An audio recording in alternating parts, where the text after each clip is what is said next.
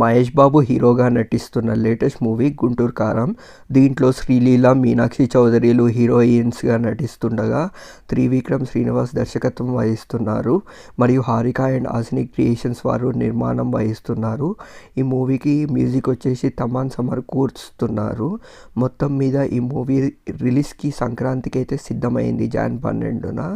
And ఈ మూవీకి సంబంధించిన టికెట్ బుకింగ్స్ యూఎస్లో ఓపెన్ చేయగా టికెట్స్ అయితే హాట్ కేక్ లాగా అమ్ముడవుతున్నాయి. ఇంకా చాలా చోట్ల బుకింగ్స్ అయితే ఓపెన్ చేయాల్సి ఉంది. అయినా కానీ ఆల్రెడీ $2 lakhs వరకు టికెట్స్ అయితే సేల్ అయినట్టు తెలుస్తుంది. Mahesh Babu minimum average collections $2 million ఉంటుంది యూఎస్లో.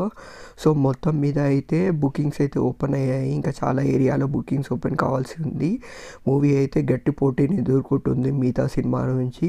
అయినా కానీ 75% థియేటర్స్ అయితే గుంటూరు కారంకి అలోకేట్ అయ్యాయి. మొత్తం మీద ఈ మూవీ